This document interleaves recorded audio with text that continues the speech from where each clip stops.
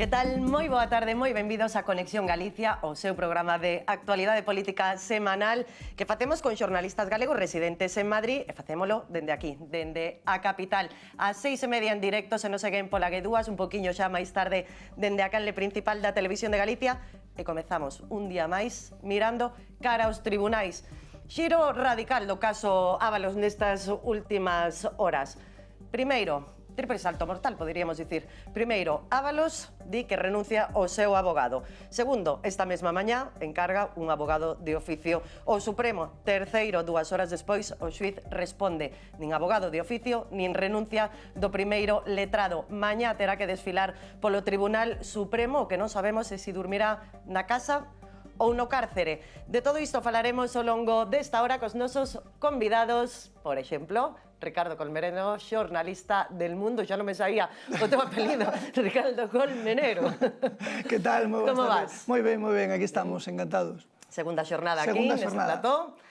Temos o teu carón a Fabián Pérez, xornalista de Todo es Mentira, programa de Mediaset, que está de estrea hoxe. Hoxe de estrea, María, que tal? Moi ben, bueno, tremendamente orgulloso de estar diante dos micrófonos da Televisión de Galicia. Quen lle iba a decir a este pequenín ribadense que un día foi estudiar xornalismo que acabaría falando diante destes micrófonos, así que un placer, moitas grazas pola invitación. Pois moitas grazas a ti por vir e a che preguntar que de onde es, porque aquí cada un presume da súa terra, Sei, por iso quixeno calzar de primeira, de Ribadeo, moi orgulloso. Bueno, son de Cedeira, non sei se o viches nos anteriores programas. Sí, sei, rías altas. Rafa Cabeleira, columnista del Grupo El Progreso, como estás? Moi ben, moi contento. Ben? Sí, feliz de ver que temos novas incorporacións, sempre está ben ver caras novas, aínda que tamén está ben ver caras... Se agora queres quedar ben, Sí, ia dicir caras bellas e polo camiño me estaba planteando. E digo, cala, deixa ir a frase así como está. Paula Chouza, xornalista del País, que tal vas? Moi ben, María, que tal? Ben. Ben. Presumes de terra, presumes de caras novas... Non vou presumir se son coruñesa. Bueno, terás terra de que presumir, non? Que outra cousa non facemos os coruñeses que presumir. Espérate, que antes estábamos, Ricardo e Maiseu, falando un pouco mal da Coruña, e seguramente ela estaba escoitándonos desde a sala de maquillaxe e non sin sabelo. Moi mal. Por iso estaba tecleando a súa crónica sen facer caso o que se estaba comentando ao seu redor. Bueno, ímonos meter xa en materia porque temos moitos asuntos hoxe que tratar. Dende logo, rocambolesco, o último capítulo de José Luis Ábalos. Antes de todo isto, de todos os cambios de abogado, que ao final non se van materializar, el estivo falando con diferentes fontes xurídicas precisamente para saber se lle viña ben abandonar a súa acta de deputado ou non. Non pinta ben o de Ábalos, Ricardo. Sí, o que pasa é que, a ver, é verdade que moita xente está a falar dunha estrategia judicial para tratar de non declarar, de seguir demorando o asunto, pero neste caso eu aí non estou de acordo, porque efectivamente xa se sabía que estaba contactando con outros letrados porque non estaba de acordo coa estrategia judicial, non? Que outros recomendabanlle renunciar a acta, tratar de buscar algún tipo de acordo e non acaba de chegar. Eu penso que máis é froito da casualidade que se producira neste momento, porque penso que xa Ábalos estaba traballando en tratar de buscar outro tipo de asesoramento que, por certo, tivo tempo de atopalo, pero non parece que a estrategia que quere seguir Ábalos sea avalada por ningún outro letrado. Me supoño que alguén aparecerá que queira facer o que pide o cliente, pero judicialmente non parece o máis recomendable. Logo tamén aquí hai outro asunto, que é a posibilidade extrajudicial de tratar de chegar a acordos con quen precisamente onde tes precisamente os problemas que dentro do Partido Socialista. É dicir, calquera pacto, calquera relación extrajudicial que poida ter co Partido Socialista ben sexa para cubrir as espaldas de calquera persoa ou ben sexa incluso para cubrir as propias e non aportar algún tipo de información adicional, todo isto que ocorre ás espaldas da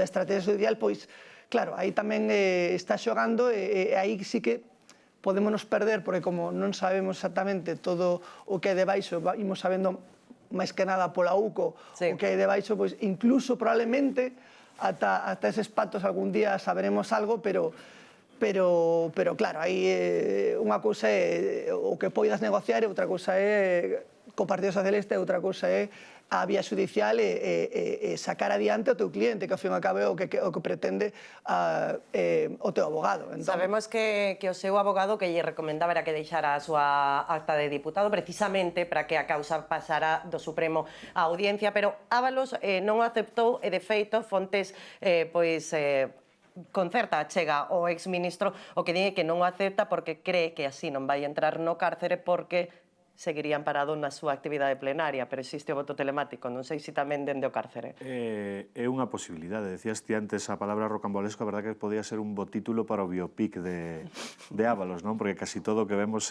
sempre ten algo casi de paródico. A min o que me chama moita atención é a que punto de degradación de relación tes que chegar co teu abogado para plantarte 2 días antes do xuizo ou unhas horas antes do xuizo a decir isto das diferencias irreconciliables, non? Sí, sí. Non hai moito, vimos outra declaración, as imaxes de outra declaración publicadas no periódico de Paula, por certo, da declaración de González Amador, e como el prácticamente lle botaba a culpa ao seu abogado de casi todos os seus males, e pese a iso, sigue sendo o seu abogado. O sea, imagínate a que punto tuvo que chegar a relación de Ábalos co seu para plantarse agora a minutos antes prácticamente do comezo do partido, non? Dende logo, o magistrado pois non lle valen estes prazos, estes tempos, de feito, estaría incurrindo nun fraude de lei, Fabián. Sí, María, de feito teñolo aquí apuntado. A renuncia á defensa letrada únicamente pode terse como efectuada en fraude de lei. Teno moi claro, Leopoldo Puente, unhas casualidades. A verdade é que non creo nesta situación, moito menos, non entendo Ábalos, que leva meses proclamando a súa inocencia, por arriba, por abaixo, en todos os medios de comunicación, en vez de estar caladín e preparándose, el sempre se defende a sí mesmo como inocente, e agora 2 días antes, incumplindo prácticamente todos os prazos, sin ter opción a que se lle asigne un abogado de oficio, di que rompe co seu letrado. A ver, eu non o termino de ver demasiado claro. Ademais, tendo un precedente, e é que o seu ex-asesor, Coldo García, no mes de xuño, tamén a poucos días da súa declaración, comunicoulle ao xuiz que abandonaba o seu abogado e que pasaba a ser defendido polo abogado da súa exmuller. E Leopoldo Puente dixolle, pois perfecto, se xa tes abogado, isto non se suspende, tira pa diante. Semella que Ábalos, xa naquel momento, recordo, que Leopoldo Puente lle dixera a Coldo, el investigado non marca los tiempos deste tribunal, non marca a agenda deste tribunal, creo que fora a expresión no seu auto. Parece que Ábalos quiso estirar un pouquín máis o chicle, en vez de dicir deixo o meu abogado e pásome a outro, simplemente dixo deixo o meu abogado e non teño outro, e agora pois parece que o tiro vai salir mal, verdad? Ten que estar mañá, e aparte con notificación do xuiz de que antes da súa comparecencia hai vistilla para que as partes determinen que van pedir, e as partes están deixando meridianamente claro que o que van pedir é que ese día non coma na casa, precisamente. Dende logo, podería ser unha estrategia de José Luis Ábalos, precisamente para non entrar en prisión, porque todo apunta a que mañá vai entrar na cadea. En efecto, unha estrategia para non declarar mañá, dende logo, e para gañar tempo. Eu creo que todo o que ven facendo Ábalos dende hai ano e medio, 20 meses xa, non? Dende febreiro de 2024, todo o que está facendo apunta nesa dirección, unha estrategia para tratar de conseguir a mellor defensa posible e o maior tempo posible.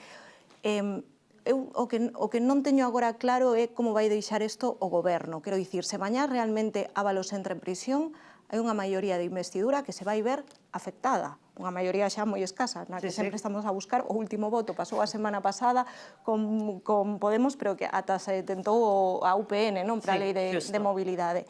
Entón, o voto telemático dende o cárcere non, pero non se pode delegar tampouco. Entón, que pasa? O deputado queda realmente suspendido de todos os seus dereitos e deberes?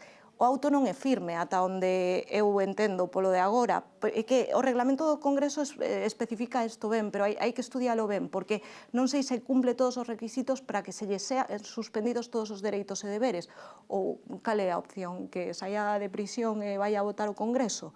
Pois tería que ir nun furgón policial a votar a Cámara e volver, non? Entendo. Temos que ver, non sei se ao final a decisión estará na mesa ou, bueno, hai que ver o que pasa mañá, pero dende logo non parece que Ábalos quera dimitir, aínda que unha das razóns polas que non quería dimitir era porque o sustento principal e único que ten agora é o do escano no Congreso e realmente se suspenden eses deberes e dereitos tamén deixaría de cobrar polo escano e por ser deputado, vamos. E logo hai outra cousa, que neste último informe da UCO tamén aparece sinalado, e moi sinalado, o seu fillo.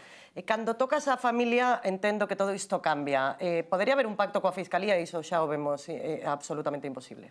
Sí, o que pasa é que agora cando empezou a falar Paula do regulamento, o marxe do regulamento, claro, é que tamén hai que aplicar a lógica, é dicir, as posibilidades que ten un de seguir exercendo o seu escano dende o cárcere son ninguna. Entón, que teñas o reglamento que teñas, de alguma forma ou outra ten que deixar de ser diputado, perdería o seu... Pero podería, é unha decisión que súa, non ten por que facelo, quero dicir, e como é mentres dure a prisión preventiva, el logo seguiría aforado, quero dicir... Pero como podes manter un aforamento durante unha prisión preventiva que non sabes o que vai durar? É dicir, non podes exercer de diputado.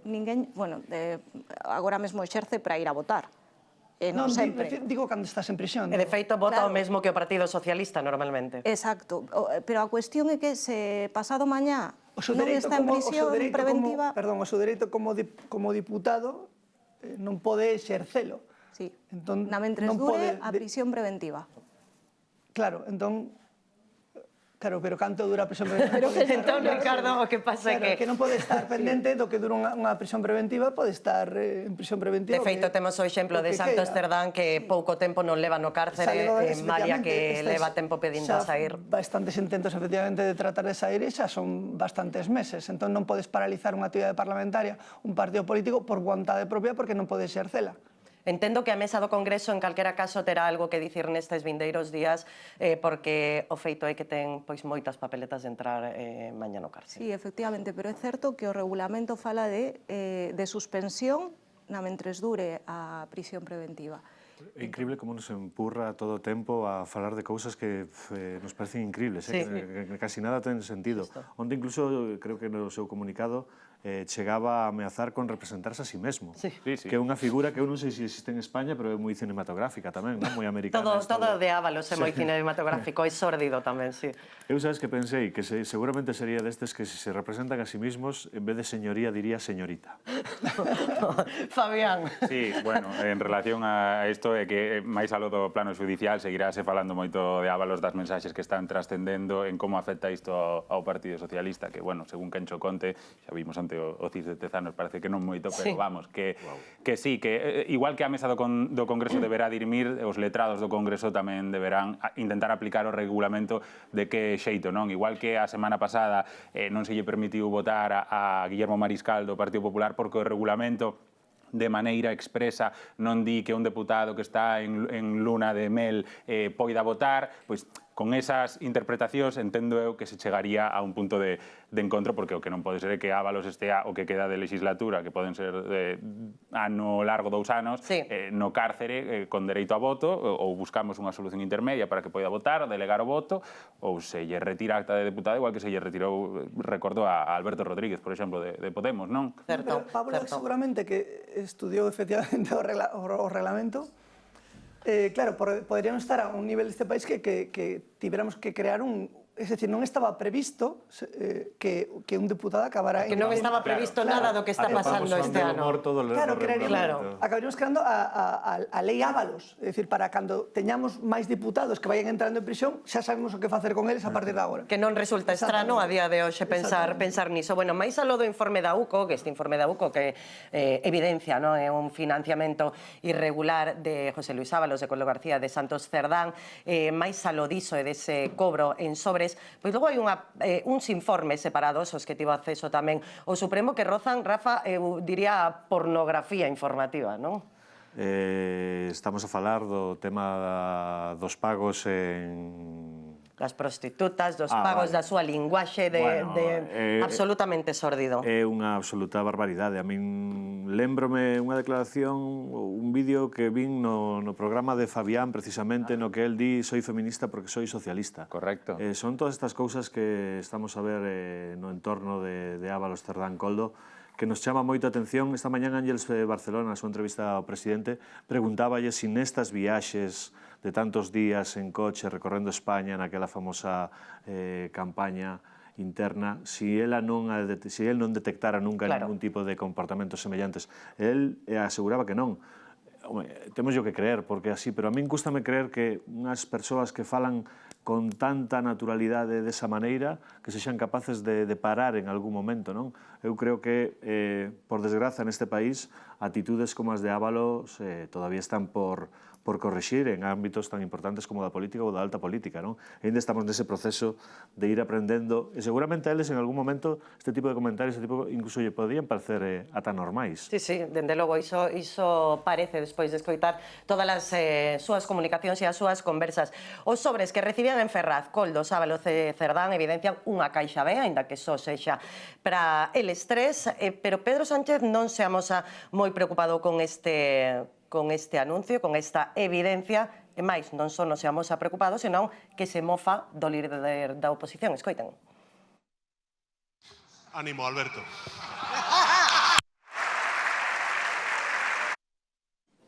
Guau, dicía Rafa Cabeleira, ánimo, Alberto, risas, e para zanxar un asunto cunha carga política bestial. É que a sede da soberanía nacional non está para isto, non? É unha sesión de control a un goberno no que se formula unha pregunta, o goberno responde, se repregunta por o líder da oposición neste caso e o goberno ten que dar resposta. Independentemente do contido, dos ataques, hai que manter un decoro, hai que manter unha imaxe. Eres o presidente de todos os españois, non podes aproveitar, non, malgastar un turno de pregunta con dúas palabras, sentarte no escano e facer como se nada pasase. Era o que dicíades antes, non estábamos preparados para vivir isto, nunca vivíramos algo así, e a verdade é que a un que se considera demócrata, pues salen os colores da vergoña ao ver estas imaxes. Paula, que opinión che merece? Dende logo, o Congreso hai moito tempo que se convertiu nun circo, pero quero lembrar que un minuto antes o líder da oposición díxolle ao presidente do goberno que vivía dos prostíbulos, que é unha acusación, cando menos, é maiúscula, creo. Entón, certo é que a min as formas, o ton, non me gustan para nada, e ademais creo que, como dicías ti, un caso tan bestial, un caso que ten a carga política que ten, e que, ademais, se hai unha financiación irregular do PSOE, todos os socios puxeron iso como liña vermella para que se termine a legislatura e acabar co seu apoio ao goberno, non me parece que estea como para deixar simplemente titulares e a ver quen é o máis chulo aquí. Sí, Ricardo. Sí, non, neste caso, claro, a resposta viña a raíz da intervención de Feijóo cando lle anunciara en directo que comparecería no Senado. Quero dicir que circunscribo o asunto porque é verdade que, por un lado, falando dos sobres, estamos a falar de moi poucos cartos e un descuadre, creo lembrar, non sei se era no caso de Ábalos, de 90.000 euros. Pero, sobre todo... Non eran os sobres, eso eran os gastos. Aparte, sí. Eran os gastos aparte. Era menor de 1.000 euros, parece, non? Sí, 500 euros nos sobres, sí. Sí, pero a mesma UCO no informe xa fala que non vai ir por o asunto, pero sí, o que sí que vai por o asunto é de que xa o PSOE cree, ou polo menos é o que vai defender, que tomou as medidas de aislar, de sacar o problema e centralo nesas tres persoas que xa non forman parte e xa convertelos nesas persoas das que vostede me fala. Pero, sobre todo, o ánimo do presidente é un foco porque Sánchez é moi bon no corpo a corpo. Eu penso que facelo comparecer no Senado, con toda a que ten por riba, normalmente vai ser máis forte destas cousas. Non sei se é unha boa estrategia facelo declarar no Senado. Aí quería ir. Están os senadores do Partido Popular preparados para acurralar a Sánchez na Cámara Alta? Os antecedentes do que estamos vendo en outras sesións que se levaron a cabo no Senado non están para estes trotes todavía. Eu creo que se lles foron con vida, por decilo en términos moi rasos, moitos dos comparecentes, non? Non parece que teñan o maior nivel da súa historia. Por respeto ao guau que se me escapou antes, quería decir que se me escapou... Que non te deixamos comentar, pero bueno, efectivamente. Se me escapou máis que polas palabras de Sánchez, pola risotada que solta a ministra Montero e polo nivel dos aplausos, non? Que é algo moi habitual neste Congreso. Eu lembro non fai tanto tempo a Miguel Tellado, outra diputada que tiña ao seu lado, volando un cartel con caras de vítimas de ETA e ríndose a carcajadas, son cousas que a min non acabo de acostumarme, non? Parece máis un fondo dun campo de fútbol moitas veces que un congreso dos diputados. Sí, e por ir un pouquiño máis a lo que quería seguir avanzando neste asunto, hoxe Sánchez na cadena SER na terceira entrevista que dá, por certo, a esta radio no que vai de ano, é a única a que lle dá entrevistas, dixo que él tamén tería cobrado cartos en efectivo, quitándolle así un pouco de ferro ao asunto, non, Fabián? Sí, a ver, bueno, eu teño que dicir que eu tamén teño cobrado en efectivo algún desplazamento ou algunha dieta, entón, bueno, si o extrapolamos ao meridianamente normal, eu paso un ticket, devólveme a cuantía, pois entendo que moitas empresas o fan e que tampouco vamos poñer o grito no ceo que se non temos todos os elementos para poder criticalo. Está moi interesante tratar de dirimir que tipo de xestión dos pagos facía o Partido Socialista. De feito, o día 23 no Senado ten que declarar o extesoreiro Mariano Moreno, me parece que está agora dirixindo en USA, bueno, unha recolocación de ser tesoreiro do partido a ser o máximo exponente da empresa pública do uranio. Non o escoitamos. Nunca, e será a primeira vez, e el seguro que ten algo que dicir moi interesante sobre os pagos que se efectuaban en sobres, con esas respectivas notas, a que se debían e que protocolos había. Entón, bueno, estaremos moi expectantes a ver que podemos aclarar. E mañá tamén a antesala de Sánchez, porque lembramos que se vai ao Senado será entre a penúltima e a última semana, pero mañá Carmen Pano, esa empresaria que declarou que levara 90.000 euros en efectivo a Ferraz, vai ao Senado tamén. Tamén, bueno, está o Senado interesante en esta tempada, podemos dicir. Non, pero é certo que, por exemplo, sobre o tema de se están os senadores preparados, bueno, de feito, aínda non se puxeron de acordo, non? Sobre quen vai interrogar a Pedro Sánchez. Bueno, haberá que ver, dende logo o informe da UCO deixa unha redacción con datos inquietantes, pero é certo que todos os ministros que saíron a falar, e incluso xente de Sumar, en público e en privado, xustificaba que é un método normal. Agora, claro, o tema de deixote o sobre, non sei onde, tal, é todo como moi sospeitoso, e, bueno, eu, na miña opinión, creo que hai tempo que moita xente non entende por que Santos Cerdán está en prisión e José Luis Ábalos segue decidindo todas as votacións deste país. Efectivamente, sí. A mí o que me chega a sorprender moito é a utilización dos pagos en metálico, non? A min sempre me xurde a dúbida de onde sae ese diñeiro, que tipo de empresas lle pagan a un partido político en metálico. Claro, porque é legal, pero tantas cantidades, de onde saen, non? Supoño que terán unha xustificación, é alguna maneira de xustificalo, pero o propio procedimento en sí é algo que me estrana moito, porque eu, por exemplo, son unha persoa que xa pago con tarxeta ou con dispositivos electrónicos que deixan un rastro prácticamente todo. En que momento ti chegas a un momento en que a un presidente do goberno, como dixo o propio Sánchez, ya hai que retribuir unhas dietas ou uns recibos, non sei, en diñeiro metálico. A mí esas cousas chaman moita atención. O que pasa é que tratándose das obras e dos cartos que manexaban noutros informes da UCO, que non son cartos. Eu quedei un pouco decepcionado, porque realmente non son as cantidades de diñeiro que un espera. Esperabas máis cartos. Claro, para este tipo de reparto. E logo tamén, claro, que se abrimos o melón de como funciona un partido, como se financia, de onde sae o diñeiro, por que determinadas persoas son as que se encargan das carteiras onde se moven as grandes cantidades de diñeiro, como chegan aos partidos e como estamos contando permanentemente a mesma historia, ou abrimos o melón da financiación dos partidos e dicimos como se fan as cousas e deixamos de facelas, ou as legalizamos, que é o único que se me ocurre, porque, claro, non é que parece que isto do 2% ou 3% inventou no Pujol xa fai moitísimos anos. Claro, que isto é moi bello. E logo, por outro lado, penso que non beneficia este país o manter permanentemente dúas investigacións paralelas, que unha no Senado e outra nos xulgados. Entón, a xente que ten que ir a falar ao xulgado vai ao xulgado, pero o que non, ou todavía non o chamaron, ábrese unha vía dentro dun partido político para que poida ir ao Senado e a ver se por aí, pois, mete a pata dentro dun punto de vista judicial ou podo non crees nas comisións de investigación? Non, é que penso que non é saudable nin para a democracia nin para a xustiza. É dicir, eu penso que normalmente xerar ruido. É certo, e coincido cos meus compañeros, de que o PP no Senado non é especialmente bo sacando titulares e facendo o ruido que podería facer, levando os protagonistas que leva coas causas que teñen detrás, claro. Veña, disto...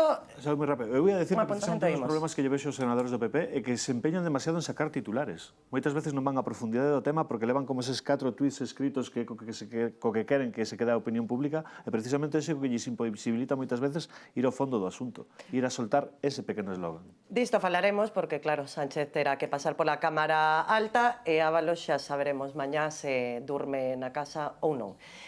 Continuamos, porque esta mesma mañá o Partido Popular presentou o seu plan de inmigración. Denuncia Núñez Feijóo que hai unha pinza entre o PSOE e Vox. Escoiten.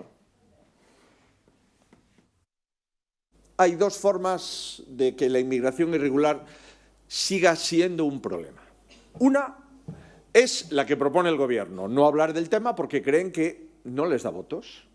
Y otra, la que propone Vox, hablar del tema sin ofrecer soluciones posibles porque creen que así consiguen votos.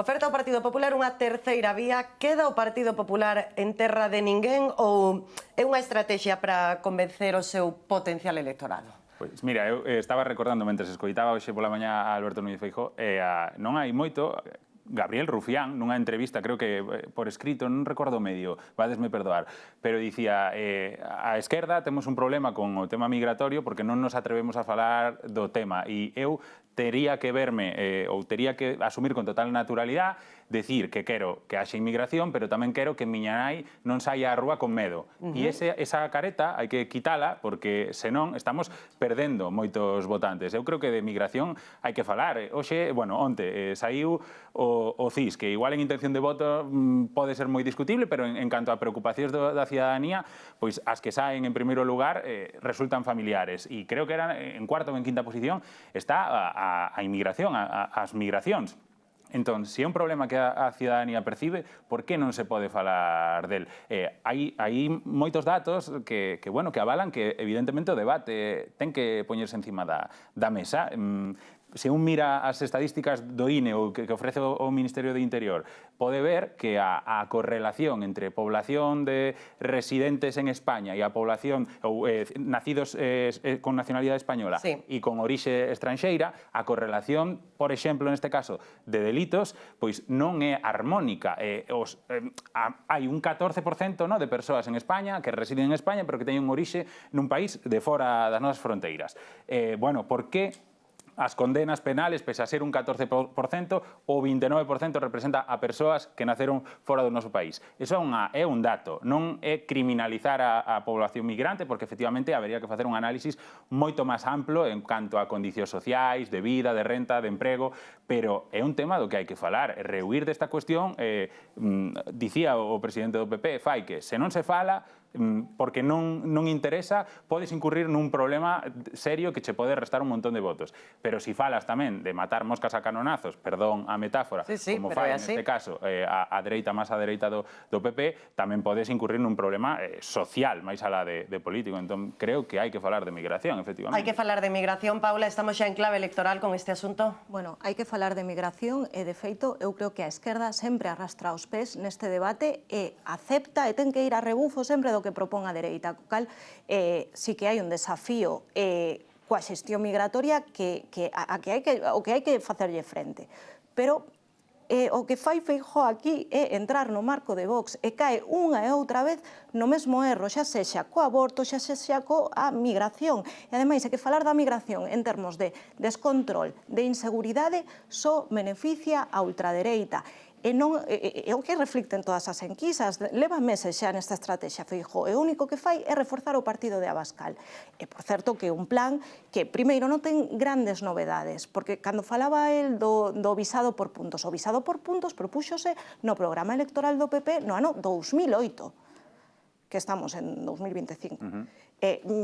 Despois, hoxe falaba de elevar os niveis de exixencia cultural e lingüística. Isto é, cando menos, quizáis clasista. Que niveis se necesitan? Quen determina iso? Quen determina eso de amosar a vontade de integrarse? repito, estamos a abordar a inmigración buscando, digamos, elevar as trabas para os requisitos da nacionalidade, de residencia e tamén de Bueno, as acceso trabas ás axudas. ou certas pautas, non? Eu lembro, vou poñer un caso... Pero endurecer os criterios. Teño unha coñecida que veu vivir aquí a España e pasou un exame, pois, un exame no que ela mesma aprendeu máis da Constitución do que non sabíamos, sendo xornalistas, non? Pasou ese exame e xa é cidadá española. Moitos de nós, porque ese exame xa existe, moitos de nós non aprobaríamos, igual nós sí, pero moita xente non aprobaría. Non quero quedar aquí de inculta, pero moita xente non, moitos españois non aprobarían ese exame. Bueno, agora falamos de endurecer, todo o rato de endurecer. Pois eu creo que esta perspectiva non é a perspectiva que se debe ter para abordar a inmigración. Ricardo. A ver, o que non pode... Entendo que di Paula, pero o que non pode quedar o PP en terra de ninguén. É dicir, se non tes que propoñer algunha cousa, pode ser máis parecida ao PSOE ou pode ser máis parecida a Vox. Vox é, que iramos son, a terceira forza política deste país, son 3 millóns de votantes nas derradeiras eleccións e subindo. Entón, eu non penso que 3 millóns de españoles que irán facer campos de concentración de inmigrantes, desprotexer as mulleres maltratadas e colgar os transexuais dos semáforos. É dicir, non, sobre todo esas 3 millóns de persoas, sobre todo, un tema lingüístico moi importante, sobre todo nas rexións en que especialmente Cataluña e Valés é moi importante, Valencia, pero sobre todo o tema de inmigración aí é onde non pode pinchar, porque sí que é verdade que non podemos ocultar, hai certa sensación de inseguridade e certa sensación de que a España ven xente que non se quere integrar.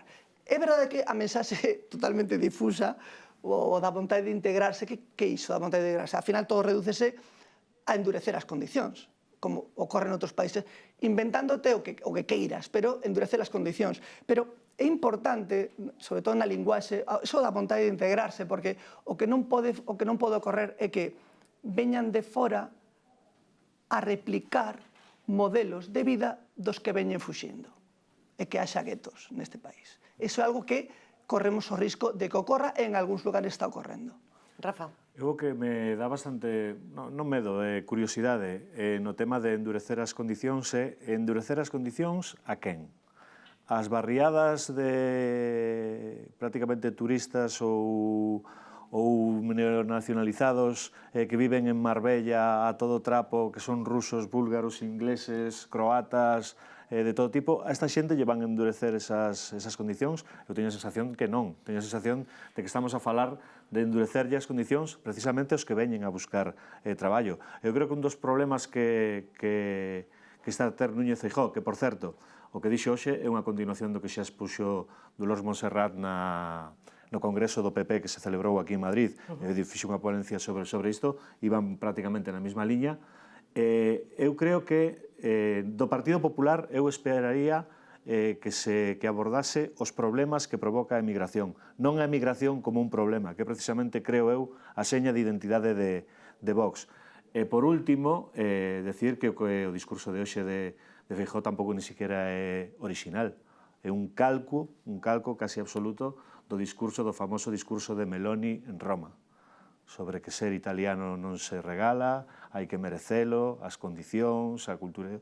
Todo iso é unha copia prácticamente exacta do famoso discurso de Giorgia Meloni, que precisamente peca un pouco máis de extrema dereita que de dereita clásica. Non aportou nada novo, Fabián? Bueno, eu creo que sí, o que pasa é que estas cousas logo hai que ir á letra pequena. Está claro que fala dun visado que xa se propuxo e é un visado que para a xente que quere entrar no país que xa existe. En Australia tes que cumplir unha serie de requisitos, ter unha determinada... Non fai falta tanto unha formación, pero sí, por exemplo, a Australia non che vai dar un permiso de residencia permanente se tes máis de 45 anos. Pois se permite eso para Australia, que consideramos que é un país civilizado, por que non se pode facer estudar a ese escenario para España? En Canadá, un pouquín o mesmo. Hai demanda de traballadores cualificados. Pois que prima máis para garantizar esa estadía no país? Pois que veñas cunha formación para aqueles sectores nos que se demanda emprego. É un pouquín o que está querendo dicir Feijóo. persoa que ven, a que sector quere traballar, que formación trae, non a trae, bueno, pódeselle dar a formación a posibilidade de formarse, por que non? Pero ten que demostrar un interese por traballar, porque o que non pode ser é que se veña aquí con intención de intentar pasar a papeleta e que despois as estadísticas saian, pois 670.000 persoas, decía hoxe Alma Ezcurra, que hai este ano de orixe estranxeira que está cobrando unha prestación estatal sen traballar. Podemos soster ese modelo? Bueno, é unha pregunta que cabe facerse a ambos lados do espectro político e é o que está plantexando Feijóo e que evidentemente pois terá que dar moita forma porque xa sabemos que aquí as competencias migratorias, hai un conflito con as autonomías, esa delegación que pretende Junts para Cataluña, como se xestiona iso? Bueno, pois o primeiro hai que plantexalo e despois hai que materializalo, pero se non se plantexa, dificilmente se vai materializar, vamos a seguir facendo como que non pasa nada. Claro. Deixamos este... Sí. Dime. No, ia decir que, por certo, iso é unha cousa tamén importante. Feijóo foi a presentar isto precisamente a Barcelona, a Cataluña, donde se está abrindo un escenario electoral bastante interesante para o PP, para todos os partidos da dereita, non? Co repunte da Alianza Catalana, o de Vox, o Junts, é un feudo precisamente apropiado para falar, creo, deste tipo de medidas. Interesante tamén o último barómetro do CIS. Tezanos, se me permiten, pasouse xa de freadas esta volta, porque foron ata 15 puntos os que lle outorga o Partido Socialista por riba do Partido Popular, unha enquisa feita en pleno coñecemento do informe da UCO sobre ese patrimonio de José Luis Ábalos. Ao final, Ricardo, resulta que a corrupción pois vai ser un activo electoral, non? Ou como vai? Que marrón. No, a ver, eu tive a oportunidade de coñecer a Tezanos cando empezou a... Vaya, pois que marrón, efectivamente. Cando empezou a facerse famoso e tal. Entón sí que fixen con el, moi amablemente, fixen con el unha visita polo CIS e incluso estiven na famosa cociña do CIS, que estiven na cociña real, que como pode ser a cociña que temos aquí, estiven ali con el e pareceme un home moi interesante, moi culto, moi Pedro Sanchista, é dicir, o servicio de Tezanos a Pedro Sánchez non se reduce a este travesa xa hai tempo, é dicir, forma parte do pelotón inicial dos dispostos, é dicir, foi dos, vamos a decir, considero un intelectual dos que traballaron, por exemplo, para limpar un pouco o plaxio da famosa tese, este tipo de traballos, non? Entón, bueno, ora ten, claro, é que o CIS costa non sei cantos millóns, non o comprobei, pero é carísimo. É carísimo. É carísimo para os resultados que ofrece. Entón, claro, é dicir, a ver, se queres, coméntoche un pouco en plan pitorreo, porque pero penso que xa... Creo que non te queres mollar máis. Non, pero penso que ninguén cree no CIS, é dicir, ao fin e ao cabo estáse cargando o prestixio si que algunha vez serviu para os partidos políticos ou para algo, e sobre todo as preguntas, é dicir, nunca hai os temas da actualidade dos que está falando a xente. Claro, é que por aí quería ir tamén. Credes que é tan relevante coñecer cal é a intención de voto dos cidadáns ou é máis relevante que é o que lle importa aos cidadáns, que é o que lles preocupa, que é o que lles falta? Non, dende logo, bueno, é que hai tempo que Tezanos vive nunha realidade paralela na que as esquerdas están sempre sobreestimadas. Hoxe facía un análise con datos como fai el sempre impecable, Kiko Llaneras, no País, no que dicía que dos 42 últimos comicios, en 41, a esquerda estaba sobrerepresentada nas súas enquisas, empezando por os 4 últimos, digamos, os de 2024. Entón, claro, chega un momento que o desprestixio é total. Non só non se fala, como dicías ti, dos problemas que afectan aos cidadáns, senón que é certo que a opinión pública é a opinión publicada en moitos casos. Entón, as enquisas xeran tamén un clima, non? Digamos que predispoñen o electorado. Hai unha tendencia clara, que creo que sí está en todas as enquisas, que o PSOE recuperouse un pouquiño dende o verán, que estaba nos seus mínimos, co estalido do informe da UCO que levou a Santos Cerdán á prisión, e despois é certo tamén que hai unha subida de Vox que están apuntando todas as enquisas e que tamén está a lastrar o PP. Pero claro, Isto é como super exagerado. Xa. E ademais, bueno, falaba e contaba moi ben Kiko Llaneras que hai erros de orixe que non se corrixen, por exemplo, cando se pregunta ao electorado pola lembranza de votos, sempre hai máis xente que di que votou o PSOE que a que votou o PP, que votou a Sumar antes que a que votou a Vox, e non foi así. Entón xa partimos dun erro de orixe que logo na cociña non se corrixe, polo tanto, os resultados son estimacións erróneas xa por defecto. Logo entendo que hai moita xente que chamo do CIS e colga o teléfono, non? Absolutamente. Digo eu. Dicíame unha vez Tezanos que lle fun, bueno, como dicimos os xornalistas... Pero temos nesta banda os amigos de Tezanos.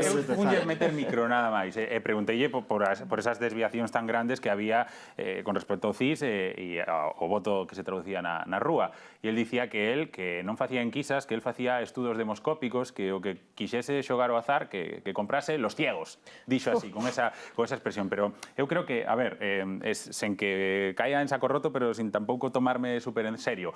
Eu vin investigación por malversación por menos que o que estou vendo dun home que recibe unha cantidad inxente de cartas por facer estudos demoscópicos.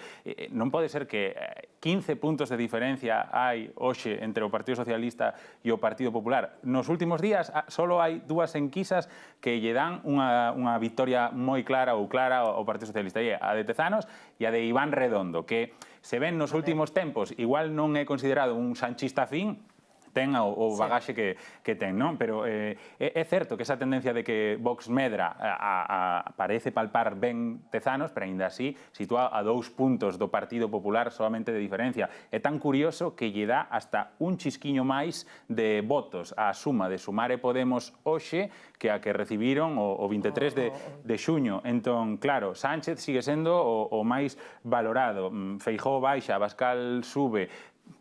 Eu sigo me quedando con eses 15 puntos. O que convoque eleccións, non? Sí, a mí o que me chama moito a atención é a intención de todo isto, non? En que manual explican que dar estes datos, non vou dicir manipulados, pero evidentemente que creo que non reflexan a realidade política do país, en que pode beneficiar isto o Partido Socialista ou en que pode prexudicar isto o Partido Popular? Porque seguramente, índonos a outras enquisas do CIS preelectorais, precisamente o que soen conseguir estes cambios tan drásticos é justamente a reacción contraria, non? Cando baixa moito a intención de voto do Partido Popular, iso só é reforzar a movilización do electorado, este tipo de cousas. Entón, eu, é que pásame un pouco como con Ábalos, non a entendo. Que non chegas a entender. Sí, non, é verdade, en caso de eleccións, efectivamente, pode provocar o efecto contrario de que, bueno, vamos sobrados, que quedámonos na casa e non fai falla. O que se utiliza nestes casos regularmente para dar a sensación de que, miren, pode parecer que a cousa vai mal, pero que saiban que a maioría pensa que vai estupendamente, non? Pero o que sí é interesante é un punto que sacou Paula, que é o tema que sí que freou a caída dende o verán. Eu penso que conseguiu estabilizarse, pero no sentido de que, claro, cando salta un escándalo, cando se produce un escándalo, pode ser o tema de Koldo Ábalos, hai moito movimento, pero, claro, o caso Koldo Ábalos, de repente, sae o de Santos Cerdán, e o de Santos Cerdán logo chega o fiscal, e despois do caso fiscal chega o irmán, e despois do irmán chega a muller. Entón, chega un punto no que xa son tantísimas cousas que parece que é un caldo de cultivo no que ao longo do tempo van aparecendo tantos casos que xa xeneras a normalidade. É dicir, toda a legislatura é iso, este é o movimento da legislatura. Vai a este ritmo, este é o movimento de rotación da legislatura. Non hai outro, non pode sair, é a normalidade. Entón chega un punto que xa non podes caer máis. Isto é o normal. Xera esa normalidade, parece que está estabilizado, pero non sei se o que ten medo, de feito, é os xornalistas. Poñámonos no día da Hispanidade. No domingo vimos a Pedro Sánchez, sí, asistir ao desfile, pero pouco despois da recepción real desapareceu do Palacio Real, argumentou pois a xenda, pero o certo é que o voo para viaxar a Exipto, a esa firma de paz de Gaza, non o tiña ata a madrugada e marchou dali pasadas as 2 da tarde. Foi para evitar os xornalistas ou por que creemos que foi, Paula? Eu non estou na cabeza de Sánchez, pero é certo que rompeu unha tradición. El non está obrigado a facer eses corrillos que lle chamamos que son tradicionais, non está obrigado, pero sempre os fixera. o fixera, incluso en circunstancias bastante peores, me refiro ao ano pasado, estaba, bueno, non sei se peor, pero dende logo esa semana era peor para o caso de Begoña Gómez, Pasou a por muller e exemplo, todo no desfile, sí. Sí, entón non foi entendible, de feito todos os xornalistas, bueno, pois creo que houve un enfado xeral, a Moncloa xustificou unha que non tiña por que quedarse, dous, que ademais durou moitísimo a recepción, pero o besamanos, pero eu creo que eso pasa sempre tamén. Sí. Entón, de feito, o sea, creo que sí, o presidente evitou os xornalistas. Menos mal que este ano non se puxo como aquela vez que se puxeron ele e a súa muller ao lado dos reis como se fosen tamén Sí, Sí. a facer... Se non duraría moito máis. Dantesco aquilo. Aquela primeira vez. Bueno, é un pouco, volvemos ao aspecto que comentabas antes, refuxir ou fuxir, mellor dito, da prensa, evidenciando que o día no que non hai nada escrito, pero tradicionalmente se fai un corrillo, non se fai, e que, además, se a excusa era que tiña que sair para Exipto, el mesmo esta mañá, Ángel Barcelona, Cadena Ser, a primeira resposta que lle dá é salimos moi pronto por la mañana para ir a Egipto. O sea, non había un lapso temporal enorme. Claro, pois, cando te acostumas a que che pregunten certos medios, acudes a dar entrevistas a unhos medios e a outros non, pois hai un problema, e é que tes aversión a preguntas que che poidan molestar. E di moi pouco do presidente do goberno, porque o presidente do goberno debería responder aquilo que lle gusta e aquilo que non, dunha maneira ou de outra, pero polo menos dar a cara. Sair dun besamans dun día da Hispanidade con toda a prensa en bloque criticando unha actitude, pois creo que faltoulle unha pensada ou ao propio Sánchez ou ao seu equipo. E ademais deixoulle todo foco o líder da oposición. Absolutamente. Nun día que, ademais, no que podía criticar que Vox non estivera no acto, etcétera, etcétera. Para min non é comprensible. O que pasa é que tampouco tiña moi doado, porque o fiscal xeral tampouco estaba por ali. Sí, eu penso que non tiña o corpo, porque eu penso que... Non tiña o corpo. Non, é que nos cara a cara é moi bo. É que, xa digo, nas pasadas eleccións meteuse na boca do lobo con todos os xornalistas que levaban anos meténdolle caña, non tivo ningún problema nos cara a cara. Levo, polo menos a estas alturas, ou a día de hoxe, esta semana, ou a derradeira semana, podemos dicir, que tenlle máis medo os xornalistas que os senadores do PP, que eu penso que vai ir o Senado encantado. A miña única dúbida é que periodistas estaban ali, non? Se había acreditados algúns destes medios que les Estábamos consideran... todos agardando. Pero se estaban acreditados algúns destes medios que les consideran pseudoperiodistas ou axitadores e que non quixese interactuar con eles, pero xa estaban este domingo, estiveron tamén o ano anterior. Claro, e sabes o que pasa? Sí, sería de excusa. feito, esa recepción real, sí é certo que o rei Filipe busca cada vez facela pois máis ampla, non, para máis espectros da sociedade, para a cultura, para empresas. Entón, ten a oportunidade de falar con todos. No, eu penso buscándolle unha explicación ao que fixo Sánchez, Xa. que pudera ir a cousa por aí. Xa. Bueno, quero que sigamos avanzando, que nos queda moi poquiño do tempo. Estes días tamén a nosa política pois trasladouse fronteiras máis aló con Donald Trump, que, bueno, pois pediu, non, entre outras cousas, que España pois que fora expulsada da OTAN, Paula.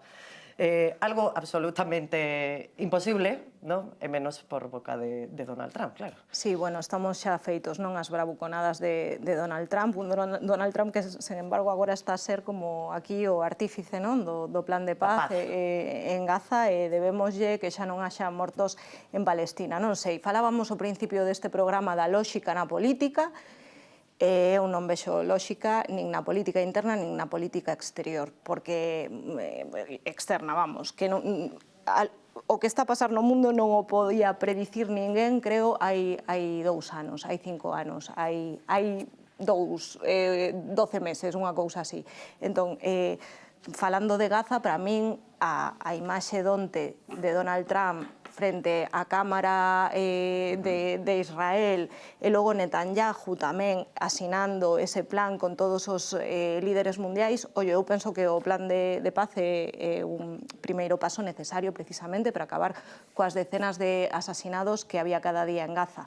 Pero creo que hai moitas dúbidas, creo que é certo que se hai un consenso na comunidade internacional sobre que o que se cometeu en Gaza foi un xenocidio, non entendo que os artífices do xenocidio poidan quedar impunes e non vayan ser xulgados. Entón, creo que hai aínda moitos interrogantes abertos sobre o que vai pasar a partir de agora. Vai nos dar para moito este asunto, Fabián, pero tamén estamos vendo nestas pantallas tamén o saúdo de Trump con diferentes autoridades, entre elas con Pedro Sánchez onte, cun saúdo que non sei se foi agradable, foi un tirón...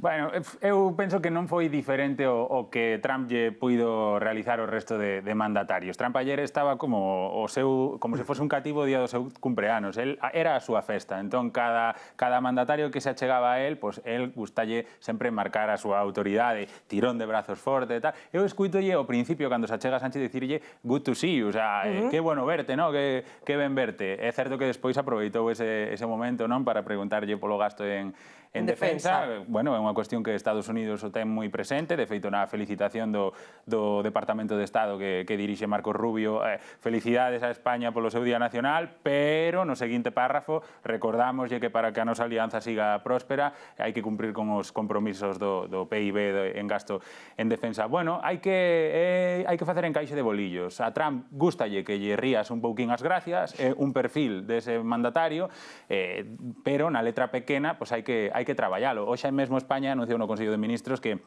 iba a materializar un PEM, un programa estratégico de modernización para a industria militar, que con iso xa se cumpriría ese 2,1% que as Forzas Armadas estiman como que España pode cumprir cos seus compromisos na OTAN. Estámonos movendo, veremos a ver se a Estados Unidos lle vale, porque sabemos que se non lle vale, o imos escoitar. Rafa. A atitude de Trump lembrame moito unha cousa que me decía un velliño ali do pobo de Campelo no meu bar de pequeno, decíame sempre: mira como serán os americanos que puxeron de presidente a un actor de películas western que non era John Wayne, que era Ronald Reagan. Bueno, pois isto ainda lle deron outra volta máis e acabamos tendo de presidente de Estados Unidos a un home que ven da televisión, que ven do mundo empresarial, pero que tamén fixo os seus pinitos na televisión, en os reality shows, non? Eu creo que o que vimos onte foi un pouco iso, unha especie de reality show o show de Trump, non? Como recibe, como fala, é moi particular. A mí resulta-me divertido porque me gusta fixarme neses pequenos detalles, nesas pequenas parvadiñas, pero entendo que tamén é preocupante por o resto do mundo. Total, logo o noso presidente non lle quere rir as gracias, pero vai, non? Tamén, Ricardo. Sí, a ver, dentro de... Claro, cando Trump dio de expulsar da OTAN, os xornalistas, especialmente en Europa, os europeos, os políticos europeos, xa eche a resposta burocrática. Non, aquí hai un tratado, aquí hai un papel que di que non se pode expulsar. Eso non funciona con Trump. Que quero dicir, ao fin e ao cabo hai intereses, el ten interés en que hai unhas bases en España que evidentemente non vai sair, e por outro lado, ao fin e ao cabo, se pasa algo, eso de que se atacan a todos, bueno, pois igual, quen che vai dicir en que papel pon que se atacan España vai vir interesadísimo Trump a defenderte. De momento, gracias a Dios, non tivemos que comprobalo, pero a ninguén lle apetece ter que comprobalo. Entón, estar as boas nese sentido? Claro, é que a política de Sánchez é totalmente a contraria, é unha postura a contra antitrumpista, porque non lle costaría nada dicir, sí, xa agora vou, o 2, o 5, o 3, o 4, que máis ten?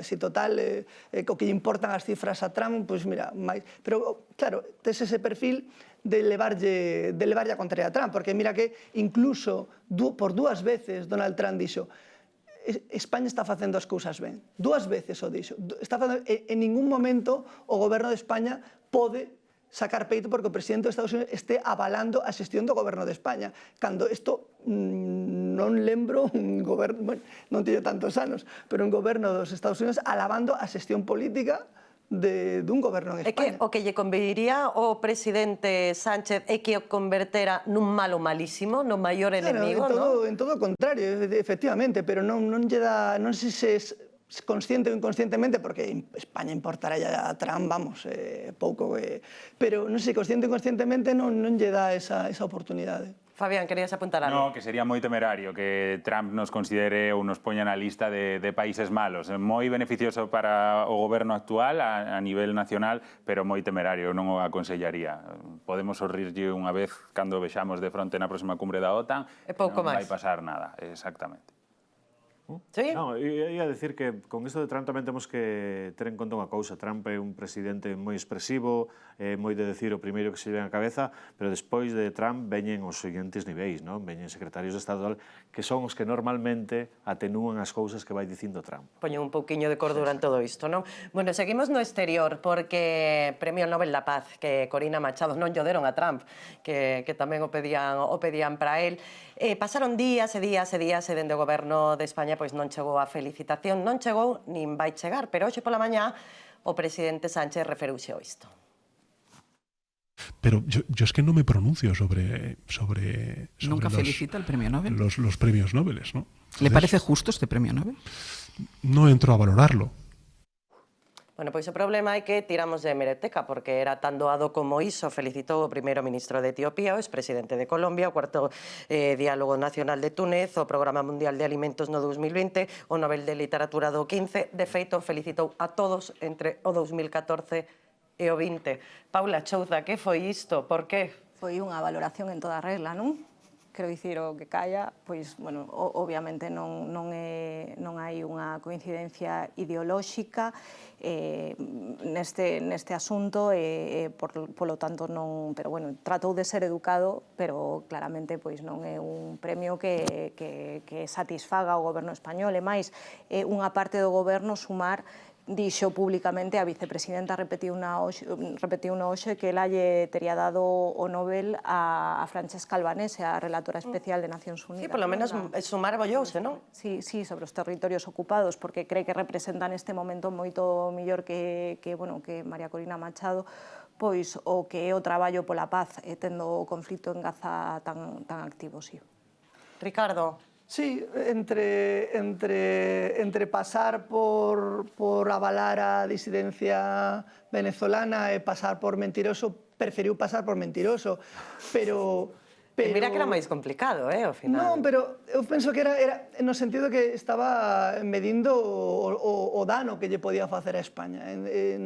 España ten interés ali, Zapatero leva moito tempo indo por ali, en algún momento saberemos que está facendo polos venezolanos, supoño, pero claro, temos interés ali, non sabes por onde che pode ser Maduro se de repente Pedro, o presidente de España, di que é maravillosa o Premio Nobel a disidencia venezolana, o que pode facer cos intereses. Entón, postos a minimizar daño, se non digo nada e minto non quero opinar porque podería pasar calquera cousa, ou quedo de mentiroso. Bueno, quedo de mentiroso porque o dano é mínimo, porque sería quedar de mentiroso unha vez máis e non pasa absolutamente nada. Sin embargo, se digo outra cousa, pues, podo ter un problema internacional, pero ser mentiroso en España, bueno, non pasa Forma nada. parte desa normalidade que dicías, non, Rafa?